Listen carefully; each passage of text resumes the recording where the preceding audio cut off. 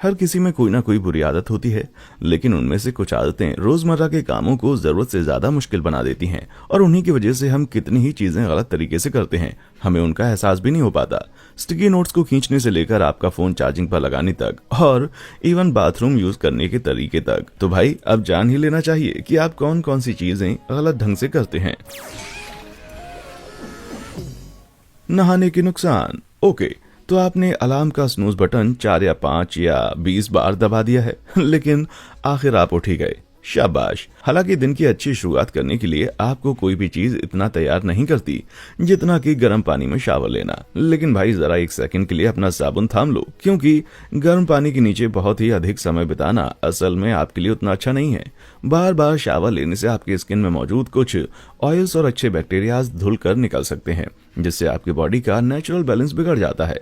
इससे skin dry हो जाती है और फटने लगती है। सिर्फ इतना ही नहीं, journal of allergy and clinical immunology के मुताबिक बार बार शावर लेने से सीरियस स्किन प्रॉब्लम हो सकती है, जैसे कि एक्जिमा। इसलिए भाई इस भयंकर खुजली से बचने के लिए आपको सिर्फ इतना करना है कि हफ्ते में शावर लेने के दिन कम से कम कर दीजिए। लेकिन अगर आप रोज नहाने के बिना नहीं रह सकते तो भाई अपनी बॉडी के अहम खास हिस्सों को स्क्रब करते रहिए। डियो कब लगाना है? एक बार जब आप साफ सुथरे हो जाते हैं तो आप एंटी परस्पिरेंट उठाते हैं, लेकिन रुक जाओ भाई, क्या आपको वो डिओड्रेंट अभी लगाना चाहिए? क्योंकि यदि आप एंटी परस्पिरेंट डिओड्रेंट के लेवल पर नजर डालेंगे तो उस पर लिखा होगा कि इसे रात को सोने से ठीक पहले लगाना चाहिए। यार ये कैसे हो सकता है? वेल, ऐसा इसलिए कि आप रात में कम एक्टिव होते हैं, इसलिए पसीना कम आता है। इसलिए आपके स्किन एंटी परस्पिरेंट के एक्टिव एल्यूमिनियम बेस्ड इंग्रेडिएंट को ज्यादा एब्जॉर्ब कर लेती है।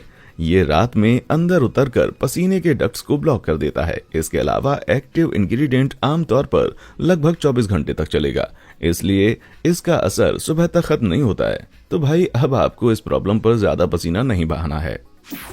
बनाना बोनांजा। चलो भाई, सारे हाइजीन के बाद अब ब्रेकफास्ट का टाइम है। दिन की शुरुआत करने के लिए केला एक परफेक्ट चीज होती है, लेकिन अगर इसकी स्टेम नरम पड़ गई या ये ऊपर से पिलपिला हो गया तो ये आपकी सुबह भी खराब कर सकता है। लेकिन अगर मैं कहूँ कि इसको स्टेम पर से छीलना सही तरीका नहीं है तो भाई बंदरों से ज्यादा केले के बारे में और कोई नहीं जानता, और इनके अनुसार इस पीले और डिलीशियस फ्रूट को दूसरी तरफ से छीलना ज्यादा आसान होता है। बस आप सिर्फ ब्राउन स्टफ को दबाइए और छिलका खुल जाएगा, और बस फिर छिलका उतारते जाएं। और ऐसे छीलना आसान तो है ही, साथ में फायदा ये भी है कि इससे केले के सारे रेशे भी निकल जाएंगे जो अक्सर फल पर चिपके रह जाते हैं। तो दोस्त, अब आप अपनी मेहनत के फल को एंजॉय कर सकते हैं। टूथपेस्ट की परेशानी। आप अपने दांतों को ब्रश चाहे नाश्ता करने से पहले करते हो या बाद में, लेकिन इस बात के चांस अच्छे खासे हैं कि आप उसे गलत तरीके से ही करते हो। भाई बात यह है कि सालों से एडवर्टाइजमेंट में दिखाया जा रहा है कि आपको टूथपेस्ट के लंबे लंबे लेयर्स को निकालकर टूथब्रश पर डालना चाहिए ताकि कैविटी ना हो, लेकिन ये बात सच नहीं है। एडवर्टाइजमेंट्स में पेस्ट के इतने लंबे रिबन इसलिए दिखाए जाते हैं ताकि उनका प्रोडक्ट ज्यादा अट्रैक्टिव लगे और आप ज्यादा टूथपेस्ट यूज करें। लेकिन सच्चाई ये है मेरे भाई कि अगर आप एक मूंगफली के दाने जितना पेस्ट भी लेंगे तो वो आपके दांतों को चमकाने के लिए काफी है। यार आपका तो पता नहीं, लेकिन अब मुझे शक हो रहा है कि मैं सांस भी सही तरीके से ले रहा हूँ या नहीं। लेकिन मुझे एक चीज तो मालूम है जो सब सही ढंग से करते हैं, और वो ये है नीचे दिए हुए लाइक और सब्सक्राइब बटन को दबाने का काम। तो चलो देखते हैं कि और कौन कौन सी चीजें आप रोज गलत कर रहे हैं। तय करना मुश्किल। नाश्ता कर लिया और फ्रेश हो गए, चलिए कुछ घर के काम करें। सबसे पहले लॉन्ड्री से कपड़े निकालकर जमाते हैं। यार ये काम तो सिंपल है, लेकिन इसमें घंटों लग जाते हैं। सही कपड़े खींच के निकालना, फिर उन्हें ड्रावर्स में ठूंसना, इससे गलत जगह क्रीज अलग बन जाते हैं। यार अपने क्लोसेट को किसी डिपार्टमेंटल स्टोर के शेल्फ जैसा नीट एंड क्लीन भी तो नहीं करके जमा सकते। लेकिन फिक्र मत करो दोस्त, ऐसा हो सकता है, और एक शर्ट को परफेक्ट फोल्ड करने में सिर्फ 3 सेकंड लगते हैं। क्या ये आपको किसी तरह का जादू टोना लगा? तो चलिए इसको धीरे धीरे देखकर समझते हैं। सबसे पहले तो आप शर्ट को फ्लैट करके बिछा दीजिए और बीच में इसकी सीम के बगल से पिंच करके पकड़ लीजिए अपने दाहिने हाथ से। फिर कॉलर के पास वाले पॉइंट को अपने बाएं हाथ से पकड़िए। पिंच को पकड़े हुए बाएं हाथ को दाएं के ऊपर फोल्ड कर दीजिए ताकि कॉलर सेक्शन अब शर्ट के बॉटम से मिल जाए। अब उस सेक्शन को भी बाएं हाथ से पिंच कर दीजिए। फिर शर्ट को थोड़ा सा उठाकर अपने सीधे हाथ को उसमें से खींच लीजिए।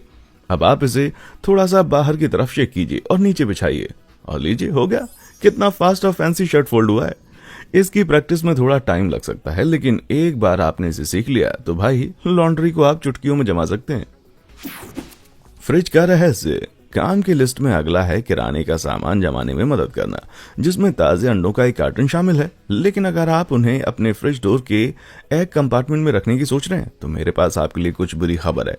अंडों को फ्रेश बनाए रखने के लिए 68 डिग्री फ़ारेनहाइट से नीचे एक कांस्टेंट टेम्परेचर पर रखा जाना चाहिए। लेकिन भाई, रेफ्रिजरेटर का दरवाजा तो असल में फ्रिज का सबसे गर्म पार्ट होता है, और दरवाजे को सारे दिन खोलते और बंद करते रहने से अंडे गर्म और ठंडे टेम्परेचर के बदलाव से एक्सपोज होते रहते हैं। इससे उनकी क्वालिटी कॉम्प्रोमाइज हो जाती है। और सबसे ज्यादा इरिटेटिंग बात तो यह है कि आप दूध को भी डोर में नहीं रख सकते, जबकि ये उसके लिए परफेक्ट जगह है। टेम्परेचर में फ्लक्चुएशन की वजह से अंडों की तरह दूध भी बहुत जल्दी खराब हो सकता है। So damn hot. Milk was a bad choice. तो भाई, अगर रेफ्रिजरेटेड बास्केट में नहीं रख सकते तो सारे अंडों और दूध को कहाँ रखना चाहिए? एक्सपर्ट्स की सलाह है कि इस तरह के जल्दी खराब होने वाले फूड आइटम्स को रेफ्रिजरेटर की मेन बॉडी के पिछले हिस्से में रखना चाहिए, क्योंकि वो ज्यादा ठंडा होता है और वहां टेम्परेचर फ्लक्चुएशन भी कम होता है। हो गया ना अंडे का फंडा। केचप का मामला, अब क्योंकि आपके फ्रिज डोर में जगह है, इसका मतलब ये नहीं है कि आप अपने सारे अचार और केचप जैसे कंडीमेंट्स इसमें ठूंस दें। हाँ, ये जरूर है कि कुछ नेचुरली प्रिजर्व किए हुए कंडीमेंट जैसे कि जैम या सॉस जरूर वहां पर रख सकते हैं, क्योंकि उन्हें कांस्टेंट टेम्परेचर पर रखने की जरूरत नहीं होती। लेकिन केचप का क्या करेंगे भाई? कुछ लोगों की आदत होती है इसे हमेशा फ्रिज में रखने की, लेकिन यार असल में इसे वहां रखने का कोई मतलब ही नहीं है। कमर्शियली बने केचप में आमतौर पर टमाटर, चीनी और सिरका होता है, जो सॉस को एक खास लेवल की एसिडिटी देता है, और इसी की वजह से ये कंडीमेंट रूप में टेम्परेचर की कंडीशन में भी ठीक ठाक रहता है और खाने के लिए सेफ भी रहता है, भले इसे रेफ्रिजरेट ना किया गया हो।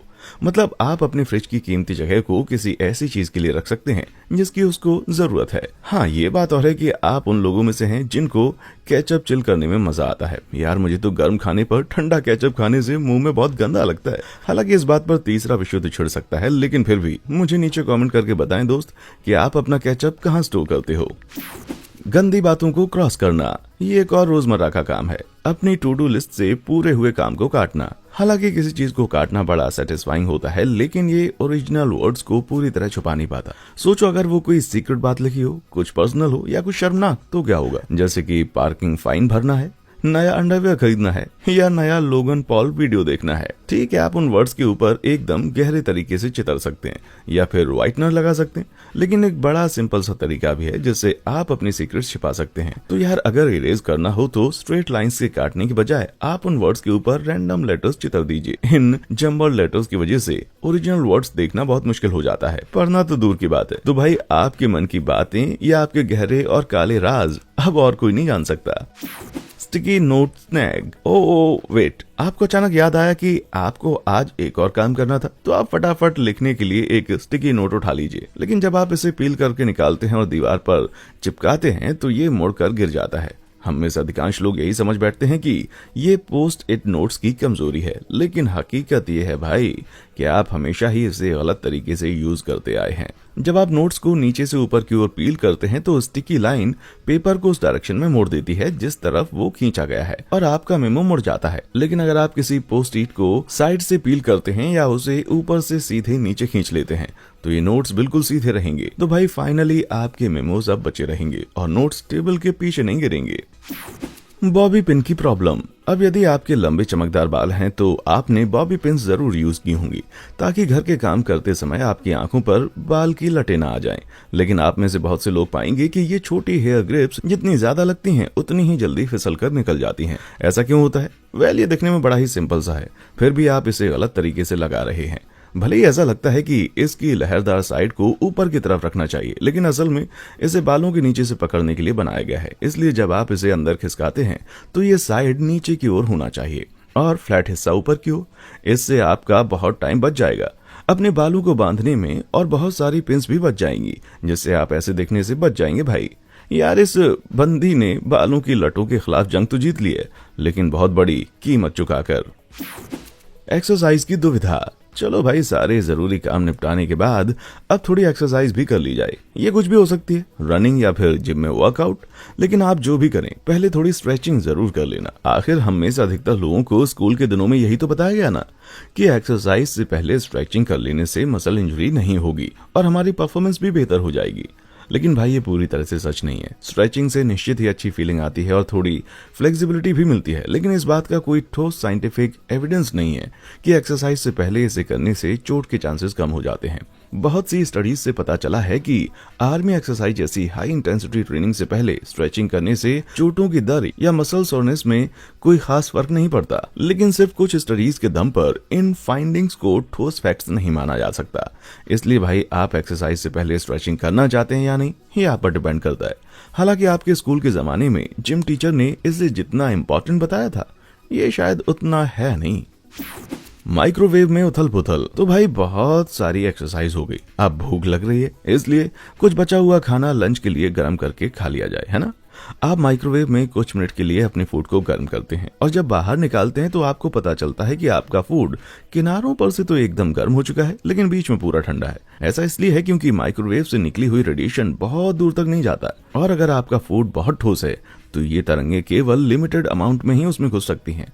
ज्यादातर लोग इस प्रॉब्लम से निपटने के लिए फूड को कई बार बाहर निकालकर स्टर करके ओवन में घुमाते रहते हैं, लेकिन भाई इतना टाइम है किसके पास, नेटफ्लिक्स भी तो देखना है ना। तो भाई बचे हुए फूड को जल्दी से और पूरा गर्म करने के लिए आपको जो करना है वो ये है कि अपने फूड के बीच में एक होल बना दीजिए ताकि ये एक रिंग जैसा बन जाए। इस तरह सब कुछ किनारों पर आकर गर्म हो जाएगा और बीच का हिस्सा ठंडा नहीं रहेगा। और अगर ये एक कटोरे में है तो इसमें बीच में गड्ढा कर दीजिए ताकि ये पूरा गर्म हो जाए। यार अब बासी खाना भी मजेदार हो जाएगा। छत के सीजनल पंखे, जब बाहर ठंड पड़ जाती है तो आप घर को गर्म करने के लिए अपने हीटर पर ही भरोसा करते हैं, लेकिन क्या कभी आपने सोचा है कि आपका पुराना पंखा भी आपके घर को गर्म रख सकता है। ये बात थोड़ी उल्टी लगती है ना। आखिर आप तो भाई अपने पंखे की हवा को गर्मियों में अपना घर ठंडा रखने के लिए उपयोग करते हैं, लेकिन आपको बता दूं कि इसमें सर्दियों के लिए भी एक फीचर छिपा हुआ है। आमतौर पर छत के पंखे गर्मियों में काउंटर क्लॉकवाइज चलते हैं ताकि इनके ब्लेड्स के एंगल से ये नीचे की तरफ हवा फेंक सके। ये हवा आपकी स्किन पर एक ठंडा इफेक्ट डालती है और आपको कूल लगता है, लेकिन भाई अगर सर्दियों में आप पंखे की डायरेक्शन पलट देंगे तो ये ठंडी हवा को ऊपर खींचने लग जाएगा और जो गर्म हवा रूम की छत के पास इकट्ठी हो गई है उसे नीचे फेंकेगा। और इस छोटे से चेंज से आप अपने हीटिंग बिल में 15% तक की बचत कर सकते हैं। मतलब यार अंदर से भी खुश और बाहर से भी। आपको हेड्स ऑफ। अब आपको काम करने के लिए निकलना है, लेकिन बाहर बहुत ठंड है और आपको टोपी पहन लेना चाहिए। आखिर आपकी माँ और आपके टीचर ने बचपन से आपको बताया था कि आप अपनी बॉडी की अधिकतर हीट अपने सर के रास्ते से खो देते हैं। लेकिन भाई अगर आपको लगता है कि सिर्फ सर को महंगी टोपियों से ढक लेने से आपकी पूरी बॉडी गर्म रहेगी तो ये बिल्कुल गलत है। Sorry mummy, but British medical journal के अनुसार एक इंसान अपनी बॉडी हीट का केवल 7 से 10% ही अपने सिर के जरिए खोता है। शायद ये सारी गलतफहमियां एक पुरानी 1970 की मिलिट्री स्टडी से निकली है। इसके अनुसार आपके शरीर की गर्मी का 45% हिस्सा आपके खुले हुए सर के जरिए निकल जाता है। बदकिस्मती से वो लोग साइंस के तौर तरीके का पूरी तरीके से पालन नहीं कर रहे थे, क्योंकि जिन इंसानों पर वो टेस्ट कर रहे थे उन्होंने पूरा बर्फ का सूट पहना हुआ था और सिर्फ उनके सिर ठंड में एक्सपोज थे। लेकिन उसके बाद साइंस ठिकाने पर आ गई और इसके अनुसार आपके शरीर के किसी भी हिस्से को ठंड से एक्सपोज करने पर आपका बॉडी टेम्परेचर उसी प्रोपोर्शन में कम होगा। इसलिए भाई आपको पूरी बॉडी को वार्म करने का सोल्यूशन ढूंढना चाहिए, बजाय कि सिर्फ सर को ढकने के। पिज्जा सेवर का पर्पस। सब ठीक चल रहा है और दिन बहुत ही अच्छा बीता, तो आपने अपने दोस्तों को बुलाया और एक पिज्जा ऑर्डर कर दिया। लेकिन जब आप इस चीज से लबालब इस शानदार पिज्जा का बॉक्स खोलते हैं तो आपको एक अजीब सा छोटा प्लास्टिक का गिज्मो दिखाई देता है जो पिज्जा के बीच में लगा है। ये एक नन्ही सी टेबल की तरह दिखता है, लेकिन इस गैजेट को पिज्जा सेवर कहते हैं और ये उस बॉक्स के ढक्कन को पिज्जा में धंस जाने और उसे बर्बाद करने से रोकता है।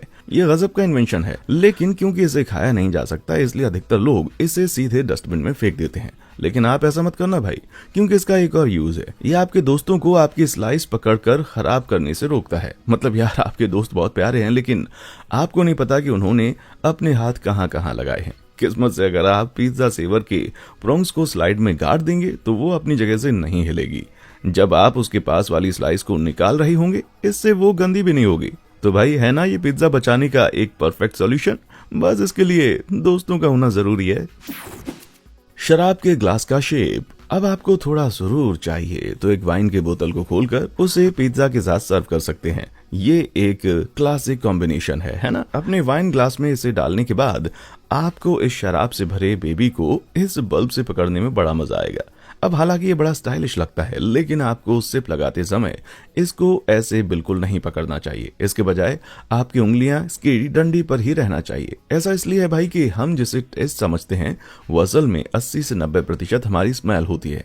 विश्वास नहीं हो रहा तो सोचिए, जब पिछली बार आपको जुकाम हुआ था या नाक बंद थी तो आपको अपना खाना कितना नीरस और बेस्वाद लग रहा था। इसलिए फैंसी और महंगी वाइन के स्वाद को अच्छे से एक्सपीरियंस करने के लिए ग्लासेस की स्टेम को लंबा रखा गया है ताकि आपके हाथ आपकी नाक से बहुत दूर रहें। इससे आपकी उंगलियां वाइन के स्मेल के साथ मिक्स नहीं होती। हालांकि आपकी वाइन अपने पिज्जा के साथ बड़े कैजुअल ढंग से अंदर उतारते हुए देखकर मुझे नहीं लगता कि कोई खास फर्क पड़ने वाला है।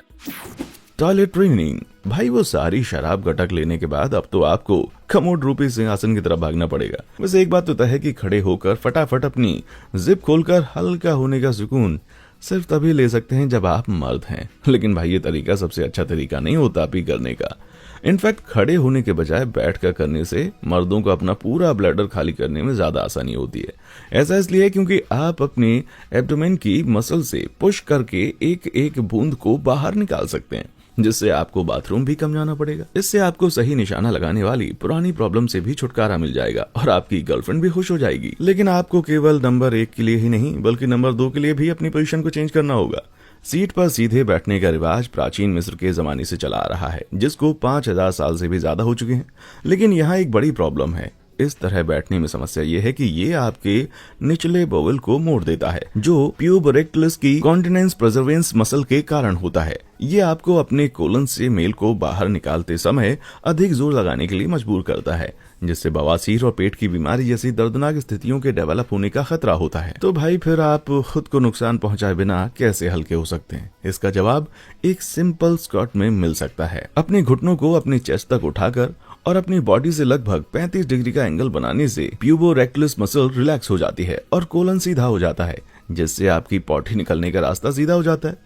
ये पोजीशन आपके पिछवाड़े के मामले को आसान कर देती है। लेकिन भाई कुछ लोग तो टॉयलेट सीट के ऊपर चढ़कर उस बाउल पर गहरी स्क्वाट लगा लेते हैं।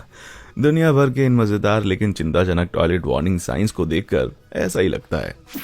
Phone charging challenge. टॉयलेट से लौटते हुए आपको अपने फोन की बैटरी लो होने की जानी पहचानी सी वार्निंग सुनाई देती है। आपने तो कुछ ही घंटे पहले से चार्ज किया था यार। अब ये तो सब जानते हैं कि स्मार्टफोन की बैटरी की चार्ज लाइफ बहुत अच्छी नहीं होती, लेकिन यार गलती हमारी भी है। इसे चार्ज करने के तरीके में बैटरी कंपनी केडेक्स के जीनियस लोगों के अनुसार आपके फोन में मौजूद लिथियम आयन बैटरी स्ट्रेस पर डिपेंड करती है और इंसानों की तरह लंबे समय तक स्ट्रेस देने से बैटरी की लाइफ कम हो जाती है। जब आपका फोन पूरा डिस्चार्ज होने करीब होता है तो ये एक निरंतर करंट खींचता है और कम वोल्टेज पर ऑपरेट करता है। कम वोल्टेज बैटरी की लाइफ के लिए असल में अच्छा होता है, क्योंकि वो इसे कम तनाव की स्थिति में रखता है, जिससे आखिर में बैटरी ज्यादा बार चार्ज होने तक टिक जाती है। लेकिन जब आपके फोन में पहले से ही पूरी बैटरी चार्ज हो, उसके बाद इसे चार्जिंग पर छोड़ना उल्टा असर करता है। एक बार जब बैटरी 100% हिट हो जाती है तो ये प्लग इन होने पर अपने पावर को 100% पर रखने के लिए ट्रिकल चार्ज करती है। ये हाई वोल्टेज चार्ज बैटरी को हाई स्ट्रेस की स्थिति में रखता है, जो धीरे धीरे उसकी केमिस्ट्री को खराब कर देता है और पूरे सिस्टम को गड़बड़ा कर बार बार रिबूट करता है। इसका मतलब है कि इसे रात भर चार्ज पर छोड़ना या इसे बेमतलब चार्जिंग के लिए छोड़ना एक बुरा आइडिया है। तो आपको असल में इसे कैसे चार्ज करना चाहिए? एक्सपर्ट्स के अनुसार जब आपकी बैटरी 30 से 80% के बीच हो तो आपको छोटे और इरेगुलर टॉपअप का यूज करते रहना चाहिए। हालांकि इन सब तरीकों से आप अपनी बैटरी को एक दिन खत्म होने से बचा तो नहीं पाएंगे, लेकिन हाँ, इसकी लाइफ थोड़ी सी जरूर बढ़ा सकते हैं। Sleeping setback. चलो भाई, अब दोस्तों को बाय बाय बोलने का और बिस्तर पकड़ने का टाइम हो गया। हालांकि एक प्लश गद्दे पर कूद जाने से ज्यादा सुकून वाला और कुछ नहीं है, लेकिन अगर आप गलत पोजीशन में सोते हैं तो दर्द और थकान हो सकती है। हालांकि पेट के बल सोना बड़ा कंफर्टेबल लगता है, लेकिन ये आपकी कमर के लिए असल में बहुत ही बुरा है। इस तरह मुंह नीचा करके सोने से आपकी रीढ़ पर बहुत प्रेशर आता है, और अगर आप अपने तकिए से सांस लेने का तरीका ढूंढ रहे हैं तो ठीक है, वरना आपको सर घुमाना पड़ेगा, जिससे रीढ़ और सर ट्विस्ट होने से इनका अलाइनमेंट बिगड़ जाता है और गर्दन में दर्द आ जाता है। लेकिन अगर आपको फिर भी उल्टा ही सोना है तो भाई अपने हिप्स के नीचे एक तकिया फंसा लिया करो, जिससे आपकी पीठ का नेचुरल कर्व बना रहे और प्रेशर निकल जाए। आपको अपने बेड को आरामदायक तकियों से भरने का बहाना मिल जाएगा, है ना यार? लेकिन मैं ये बात सिर्फ पेट पर सोने वालों को ही नहीं समझा रहा, मैं आपको भी देख रहा हूँ। करवट लेने वालों, आपको लगता होगा कि इससे क्या फर्क पड़ता है कि हम किस करवट सोते हैं, लेकिन आपके ऑर्गन्स को फर्क पड़ता है भाई। ऐसा है कि आपके स्टमक की नेचुरल पोजीशन आपकी बॉडी की लेफ्ट साइड में है, इसलिए अगर आप राइट साइड पलट कर सोते हैं तो आपका खाना ग्रेविटी के अगेंस्ट डाइजेस्ट होगा। इससे इसको पचाने में रुकावट आएगी और आपको आधी रात को तकलीफ होगी। तो इसे ध्यान में रखते हुए आपको लेफ्ट साइड करवट ले लेना चाहिए ताकि आप सुकून से सो सकें। अब आप सोच रहे होंगे कि आपकी पसंदीदा पोजीशन क्या है, तो भाई ये तो आपकी मम्मी बता सकती हैं। हम सब आइसक्रीम के आशिक हैं। रात कितनी हो गई हो, लेकिन एक मस्त में कटकने के लिए कभी भी लेट नहीं होता। अचानक आपको याद आता है कि फ्रीजर में एक बॉक्स आइसक्रीम भरकर रखी हुई है। अरे मजा आ गया। आपने जब कल इसे स्टोर से खरीदा था तो ये नरम और डिलीशियस थी, लेकिन अभी 24 घंटे भी पूरे नहीं हुए और फ्रीजर से बाहर निकलकर ये पत्थर हो गई। बदकिस्मती से ऐसा इसलिए है क्योंकि एक बार जब आइसक्रीम की एयर टाइट सील खुल जाती है तो आसपास की हवा फ्रीज होकर इस पर बर्फ के क्रिस्टल के रूप में जम जाती है और ये फ्रीजर में जितनी ज्यादा हवा से एक्सपोज होती है उतनी ही हार्ड हो जाती है। हालांकि अधिकतर लोग मीठा खाने के लिए इतने उतावले होते हैं कि जंगलियों की तरह इसे छेनी से भी खोद सकते हैं। लेकिन भाई इसका एक सॉल्यूशन मौजूद है। आप इसका ढक्कन लगाने से पहले बस इस पर वैक्स पेपर या प्लास्टिक बिछा दीजिए या फिर पूरे बक्से को ही एयर टाइट प्लास्टिक बैग में पैक कर दीजिए। ये हवा को बाहर ही रखेगा, जिसका मतलब है कि आपकी आइसक्रीम हमेशा सॉफ्ट रहेगी और आपका जब भी मन करे आप इसमें से स्कूप निकाल सकते हैं। यार अब तो लग रहा है कि मैं शुरू से ही हर चीज गलत करता आया हूँ। ये मेरी लाइफ स्टोरी है, लेकिन आपको इनमें से कौन सी रोजमर्रा की चीज देखकर पता चला कि आप इसे हमेशा से गलत करते आए? मुझे नीचे कमेंट सेक्शन में आकर बताएं। और हाँ, देखने के लिए शुक्रिया।